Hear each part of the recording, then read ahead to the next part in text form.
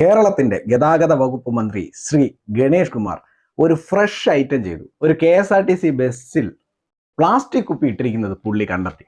പുള്ളി ഒറ്റയ്ക്കല്ല പോയത്, കൂടെ കുറച്ച് ക്യാമറാമാൻമാരെയും കൂടെ കൊണ്ടുപോയിട്ട് ഷൂട്ട് ചെയ്തു. അത് പുറത്ത് കാണിച്ചു. പുള്ളി ഞാൻ തൊഴിലിന്റെ കാര്യത്തിൽ ഞാൻ വളരെ സ്ട്രിക്റ്റ് ആണ് എന്ന് പുള്ളി കാണിച്ചു. എനിക്ക് അറിയാൻ മേലാണ്ട് ചോദിക്കാം, മിസ്റ്റർ ഗണേഷ് കുമാർ, താങ്കൾ എപ്പോഴെങ്കിലും എറണാകുളം സൗത്ത് ബസ് സ്റ്റാൻഡിൽ പോയിട്ടുണ്ടോ? കൊല്ലം ബസ് സ്റ്റാൻഡ് കണ്ടിട്ടുണ്ടോ? കോഴിക്കോട് ബസ് സ്റ്റാൻഡ് ബലക്ഷയമുണ്ട് എന്ന് പല റിപ്പോർട്ടുകൾ വന്നു. താങ്കൾ എപ്പോഴെങ്കിലും അവിടെ നേരിട്ടെത്തുകയോ അതിനെപ്പറ്റി അന്വേഷിക്കുകയോ അതിനുവേണ്ടി ഒരു സ്പെഷ്യൽ കമ്മീഷനെ വെക്കുകയോ താങ്കൾ ചെയ്തിട്ടുണ്ടോ? താങ്കൾക്ക് ഇത്രയും അഭിമാനത്തോടു കൂടി കുറച്ച് ക്യാമറാമാൻമാരെയും കൂട്ടിക്കൊണ്ട് നിലവിലുള്ള നമ്മുടെ എറണാകുളം സൗത്ത് ബസ് സ്റ്റാൻഡിൽ പോയി നിൽക്കാൻ പറ്റുമോ താങ്കൾക്ക്? വേറൊരു മന്ത്രിയുണ്ട്, മിനിസ്റ്റർ ആൻറ്റി, ആരോഗ്യ വകുപ്പ് മന്ത്രി. പുള്ളിക്കാരി ഒരു ഹോസ്പിറ്റലിൽ ചെന്നിട്ട് ഇവിടെ എന്താ മരുന്നില്ലാത്ത, എന്നിട്ട് കൈയും കെട്ടിയ പുറകിൽ തെക്കോട്ട് വടക്കോട്ട് നല്ല നടത്തോ കിടക്കുന്നുണ്ട്.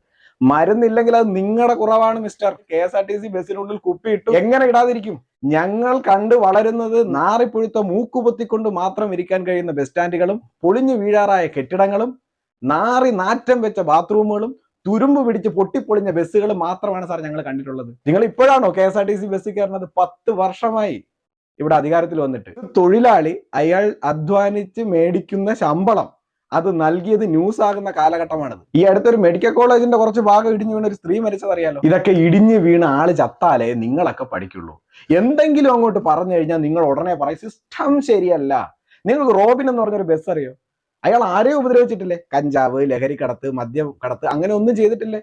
പുള്ളി ഒരു ബസ് ഇറക്കി, ഏതോ കേരളത്തിന്റെ കുറച്ച് നിയമങ്ങൾ അത് പാലിക്കുന്നില്ല.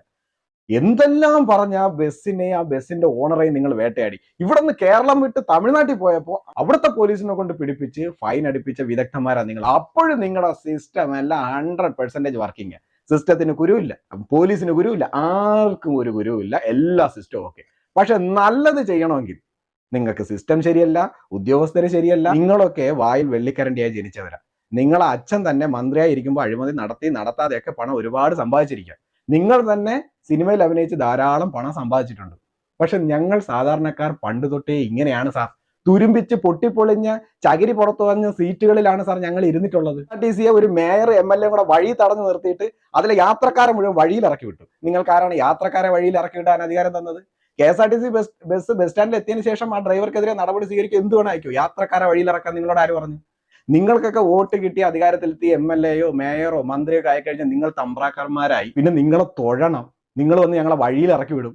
ഒരു മഴ പെയ്താൽ വെള്ളം കയറി എന്തൊക്കെ ചൊറിയും ചിരങ്ങും അസുഖങ്ങളും ഒക്കെയാണ് ഇത്തരം ബസ് സ്റ്റാൻഡുകളിൽ നിന്ന് പിടിക്കുന്നവർക്ക്. അതിനെപ്പറ്റി നിങ്ങൾക്ക് ടെൻഷൻ ഇല്ല sir. You are a minister, you have authority and you have some privileges.